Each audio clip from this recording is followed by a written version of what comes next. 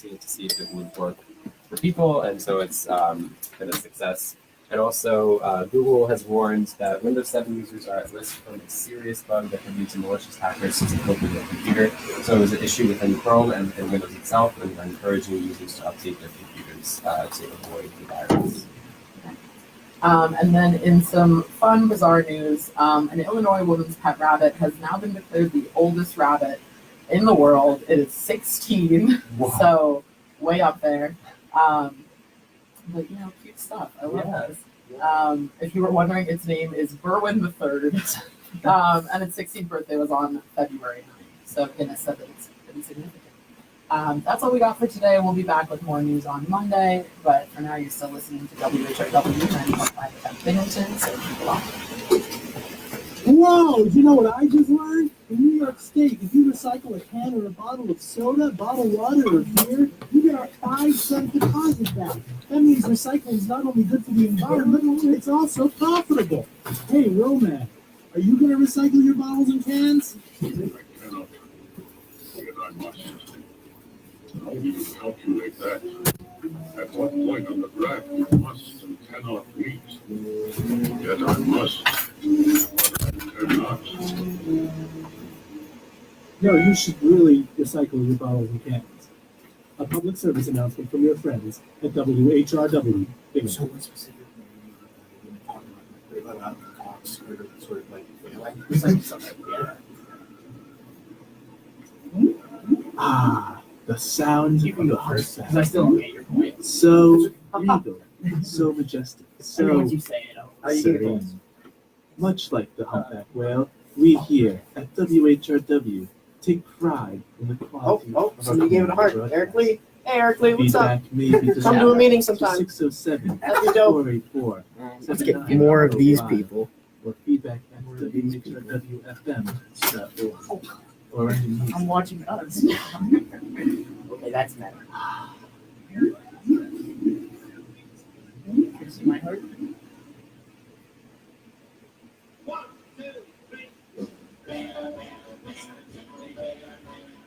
WHRW folk.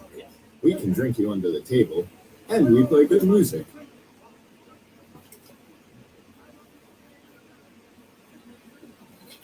Good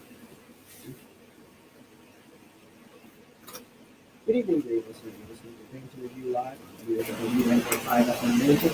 My name is Patrick. I'm back again with Matt and Jordan for another episode. Probably the last. Welcome back. Sup, people? Or at least the last one we had. Yeah, I might be here. Yeah, we'll see. Maybe not. Who knows? Oh, well, you have to stick around next week to find out, right? All right, so why don't we hit Jordan's topic first, because we were both a little bit confused on it. So maybe you can elaborate. Right. So what I have here is a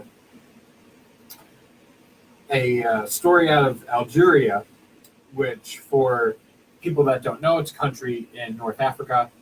And basically what's happening is there's a leader who has been in power, Bouteflika, and he's been the president of Algeria since 1999. And he was supposed to step down as president because they had an election. He's supposed to step down now, and he's refusing. And the Algerian people are basically saying, you know what? Screw you. We're gonna protest this because this is our country, and we deserve to have a voice in our political system. And you can't just arbitrarily decide that your power and your authority is so inherent within the system so as to override the democratic elements of the system. So the other aspect of this that the main aspect, I should say, that I want to talk about. Actually, first, what I want to talk about first is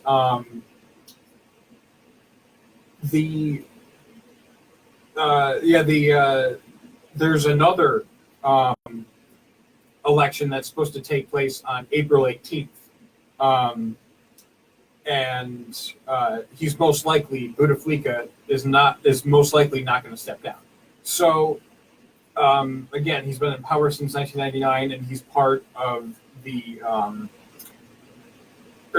was part of the National Liberation Front, which is a really ironic name considering that they are not liberating in any way, shape, or form, because they operate more on the Leninist model than somebody like me, who's more of in the sort of Noam Chomsky, Peter Kropotkin, who's lived a couple hundred years ago, that sort of school of thought, where it's more of a libertarian or an anarchist view of socialism.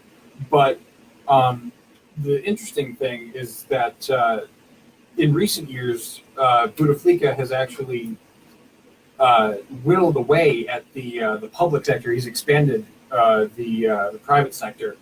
And the main point that I want to make with this story is, number one, this is just right in line with what we see happening all around the world, where workers and people of all backgrounds in many different countries, whether it's France or Brazil or Algeria, or even to an extent in the United States, you have these working people that are tired of their political leaders not doing anything for them and not affecting any real change. So no matter what their political leanings are, you unite and you come together and you try to change the system for the better and for the benefit of the people. So the real reason why I wanted to bring this up is because there was about, I don't know, a month, 2 months ago, there was the Yellow Vest protest in France, which was sparked by, they were going to do I think it was a gas tax or something like that on cars, and working people from both the left and the right were like, no, we're not going to pay that. Like we're not going to, we can't afford that. So Macron has been scared out of his wits ever since in France, and since Algeria, which is a former French colony, since Algeria still has ties to France, Macron is still, he's even more scared now that Algerian workers are getting involved in these protests, and since there's some Algerians that live in France. So this is basically, I wanted to use this story as kind of because sometimes I talk about negative things, but this is a very positive thing, where you have people of all backgrounds, from all nationalities, coming together and participating in this sort of wave of populism that we've seen over the past couple of years. So this is a very positive thing, and I don't care, because one more quick thing, there was a guy, Mélenchon, who was in the last French presidential elections, who came out recently, and even the WSWS, which is the World Socialist website, which is where I got this article from, Mélenchon is kind of like a Bernie Sanders type of guy, like the French equivalent, but he criticized the Yellow Vest protests because there were right-wingers involved. It's like, I don't care. I don't care if there are right-wingers involved. And even on the WSWS, he said, who cares? It's beautiful that they're coming together. So, Matt, take it away. Yeah, I guess. I'm pretty happy that people from both sides are coming together to play against taxes. I'm not a fan of my taxes. But besides that, the rest of it, I don't really have too much of a piece. And we talked about it a little bit last week in the presentation style, where these political leaders can bring those things happening in other countries externally or internally. Internally, domestic policy, and internal domestic policy, external foreign policy. You need it as a member of the United States, someone who's a state policy. I don't really care what happens inside of other countries as long as it doesn't affect us. I don't know. So to your point before about how people are getting really fed up with the system and not doing anything for them, I also don't really agree with that either. I want government to let or I don't want government to do anything at all. I voted for Trump in 2016, but there was only like it's interesting because I go out and I advocate for all the things that have to do with Trump or the other Republicans, right? But most of the things that I advocate for are him doing nothing about something or him taking away from something. There's only like 2 or 3 things that I really wanted Trump to do to add in order to help the people. So I think it's really interesting how this populist movement is more about the system not doing enough for people when really I think it's doing too much. It's infiltrating on people's lives too much. And the point of Trump being elected wasn't, hey, we need this guy to do something for us, to do something for the working class. It was more like the people in politics are doing too much to intrude in our lives. We don't want that. Too many taxes, too many regulations. Most of the things that I liked about Trump and that I liked about the rest of the Republicans who are primary, but that they wanted to take that stuff away. So populism, I think, has a really backwards understanding about like, hey, we need to elect a populist so they come in and May, put in all these policies that will help us directly. And really, I think it's more of, all right, we need somebody who's not going to do that, not going to affect us directly, and therefore help us in the long run. So in this specific case, I think it was more than just about taxes, but it was mainly about taxes. So yeah, I think it follows similar to the United States way of electing Trump, where the government did too much, so we need to fight against that. So they take these taxes away, so we can't pay them. So it isn't more about like we need government to do more about in Right. I think what I meant by they're not doing enough is what I should have said is they're not implementing policies that help regular people. That's what I meant. So I don't want that. I didn't mean like I don't want them to implement policies. I guess but then and this is probably where we're going to agree. Then why have a government?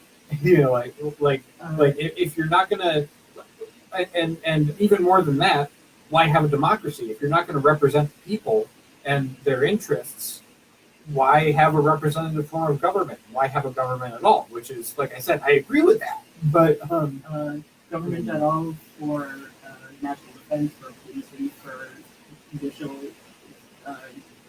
issues, for foreign policy, for stuff that affects the entire nation as a whole, in general. So things that don't affect everybody in the nation that are used distribution. I'm not for it, but I do think that we need a government doing science and states in Algeria as well. We need a state for some reason.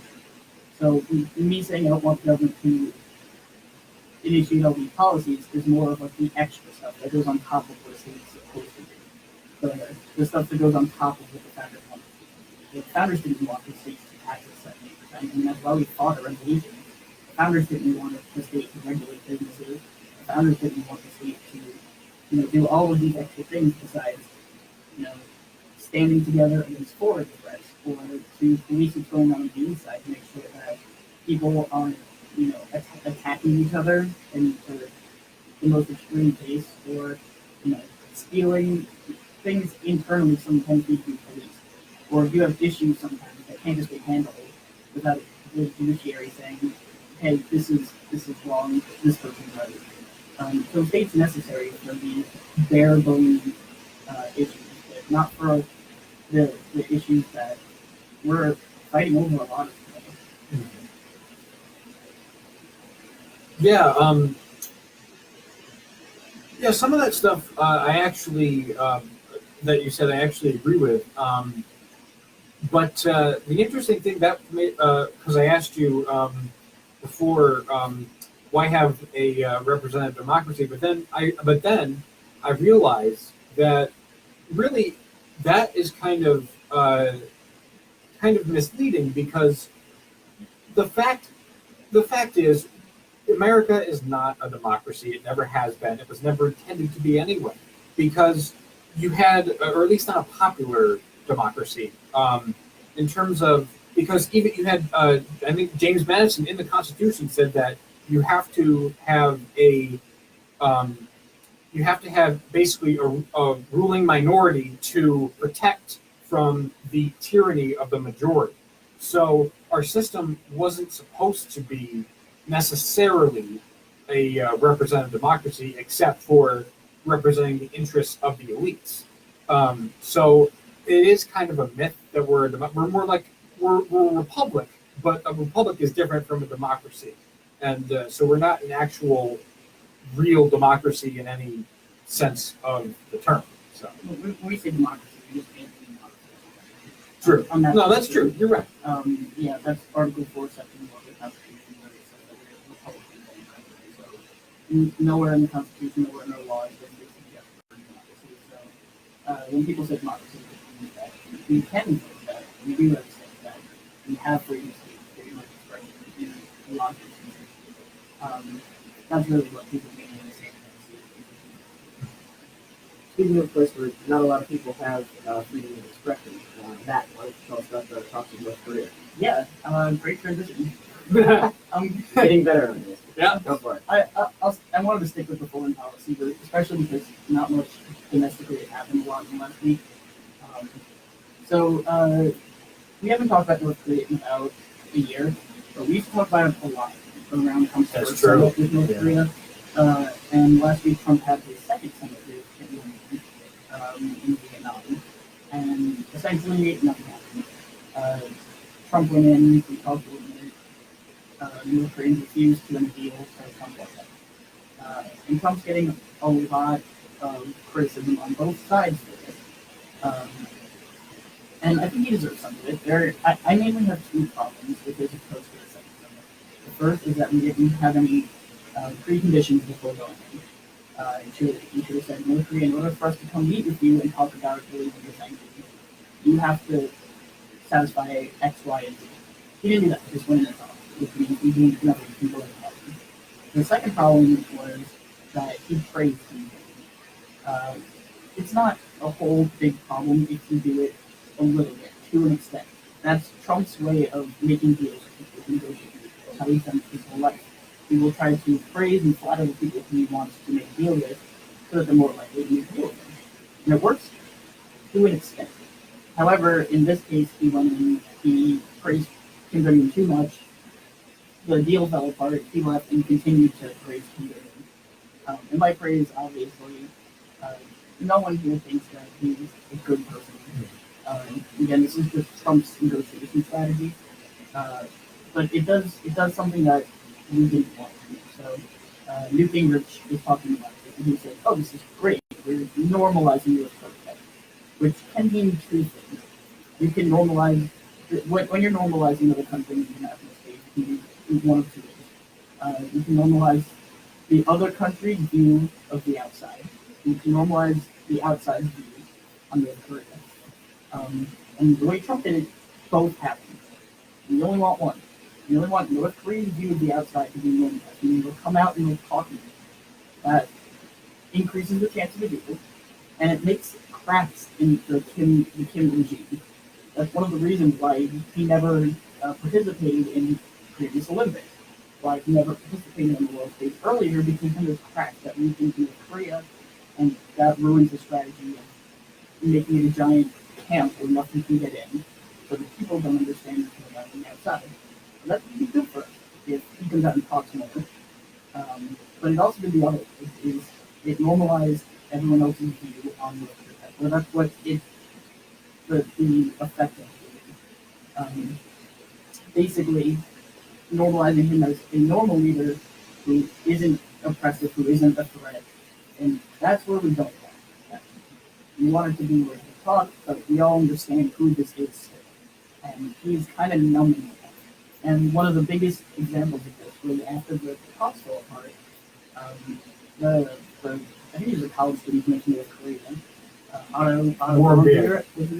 He went to North Korea. He took a poster off the wall. He got arrested, put in prison, and he became a vegetable, essentially. So after the meeting fell apart, Trump said, he talked to Kim about that. Kim said he did not know what was going on until after it happened. I totally trust Kim. And he is one who said that, which that should not have been said. That was ridiculous. The outside walls still misunderstand who this is. Same thing when Obama talked to Iran. He said the same exact thing. His same exact justification. He said Iran's normalizing. You have to start thinking about them as more normal on the world stage. That's not what we want. We don't want to consider them more normal. We want them to consider us more normal. So the two strategies that the two of the strategies that he had kind of fell apart. Kind of don't work. If you go in without pre-conviction, if you go in and try to make it like they're the same kind of leader that, the leader of the UK is, the leader of France is, then it kind of ruins talk to the future, or it stings them. But Jordan, I don't know if you have an opinion. There's a little more to it, but that's kind of essentially happening.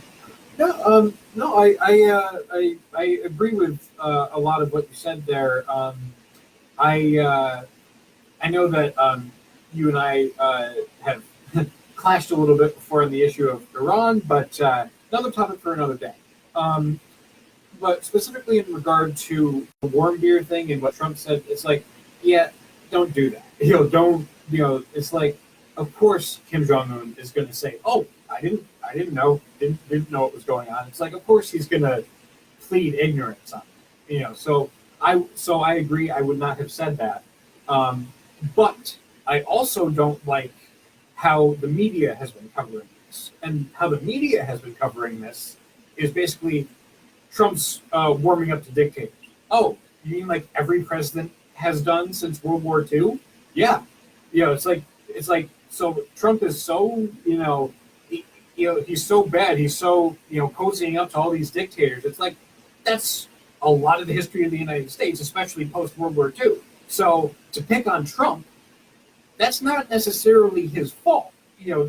There's historical precedents for the U.S. and our relationship with certain dictators. But also, frankly, if we get peace with North Korea, I don't care if it's Trump. I don't care if going backwards. I don't care if Obama had gotten it done. I would have praised him. I don't like Obama either, but I would have praised him if he would have gotten something like that accomplished. And that's something that even he never got this far as Trump has gotten. And this is like one of maybe only 3 or 4 issues that I actually give Trump a tremendous amount of credit for, is sitting down with Kim Jong-un and at least trying to negotiate a deal. Now, sometimes Trump can be a little too conciliatory and a little too, I don't want to say lovey-dovey, but too soft, a little bit too soft. But, because after the first summit, he was like, well, we talked and we fell in love. It's like, don't say that, but my point is that I don't like, I agree with Matt's criticisms, but I also disagree with the media's criticism of Trump. I think this is a very positive thing, and I'm terrified now that the talks have broken down, and because there was this there's speculation that John Bolton in particular really got in Trump's ear and was very aggressive. I think there was a stipulation that John Bolton added where North Korea has to give up its chemical and biological weapons as well. That's something I've heard. I can't remember what site it was, but that's just what I've heard. So that's really what did it, what sort of tanked the deal, because Kim Jong-un was like, no, I'm not doing that. So, but no, in general, Matt, I'm on your side with this, and I'm not going to be a hacky idiot and just do what the media is doing, which is, because we don't like Trump, we're going to demonize him and not give him credit. It's like, no, if he deserves credit, I will give it to him. Yeah, totally agree. So Trump has gotten way too much criticism for this, as he is definitely the president who has handled this in the House. He handled it with Obama. Absolutely. Yep. No doubt. And warming up to dictators is like a little phrase line that just keeps the American people the wrong way. But what is wrong with it if you're doing it to make them come towards you? What is wrong with it if you're saying, okay, come do what we want? Like, that's a good thing. Yeah, There I are agree. ways to do it wrong, of course. There's ways to quote warm up to dictators wrong, but there's also ways to do it right in a way where they'll say, oh, okay, well, truth, in a sense. So the media has given him good criticism, the left has given him good criticism. He deserves some. I've given him the person he needed. And I hope that he doesn't do the things that I don't like in the next summit. But there are things to consider. So the talks tanked because there are many reasons, but the main reason was because Trump asked him to give up not only his long-range missiles, but his short and intermediate-range missiles, and Kim would not do that. And that's a problem. Japan was really furious at the United States, and even the thought that we could possibly take that. They were really mad because those missiles, while they can't hit the United States, they can still hit Japan. Right. No, that's true. So it's something that we have to consider. But my personal favorite strategy of the president was just don't care. It really is. Like, we have the upper hand. If we show them that we don't, we're not going to make a deal with them. So back in Trump's first year when Kim said, I hate Trump, we're going to nuke Guam, and Trump's like, all right, good. We'll fire back harder. And Kim's like, oh, wait, no, never mind. I take it back. That's what you have to do. Kim is not an idiot. He knows if he fires at us, we will destroy him. And his main goal is to not be destroyed, to keep his regime. So that's the incentive that you have to do in every meeting, every interaction with him, is that if you give him something that will help his incentive to keep his regime stable, steady, then he would take that. If you're going to say, give us all your weapons, give us everything possible, then he's not going to take that. And after the summit fell apart, Trump did a little bit better. He partitioned the sanctions on North Korea, which is good. Say, all right, we're going to make a deal with you so that we both can benefit, and when you say no, you're going to be punished for it.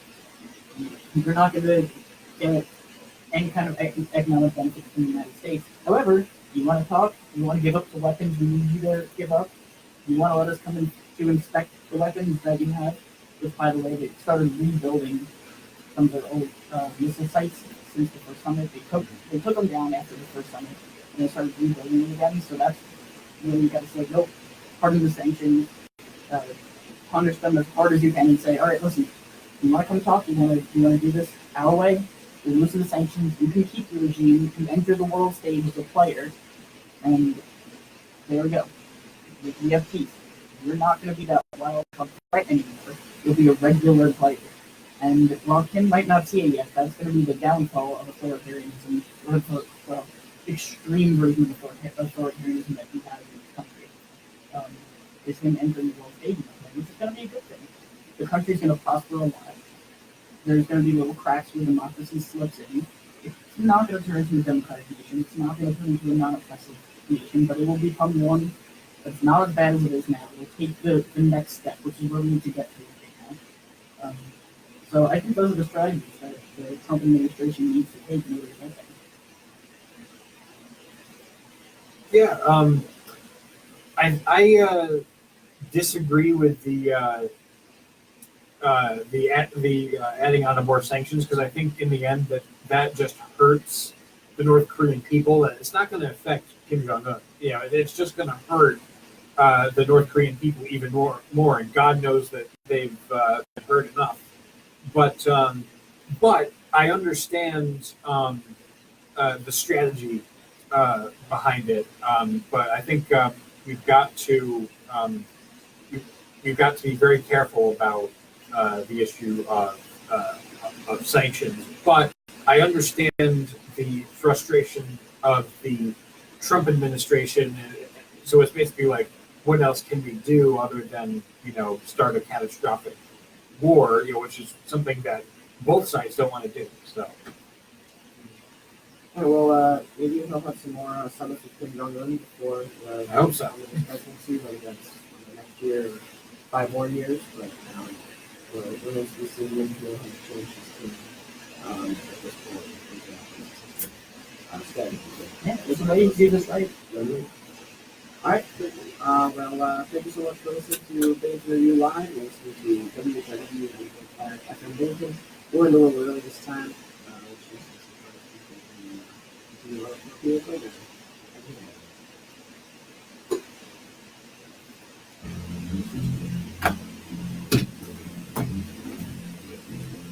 My dad's WHRW takes pride in the quality of its community broadcast. Feedback I gotta figure out what's going on. can be directed to 607-4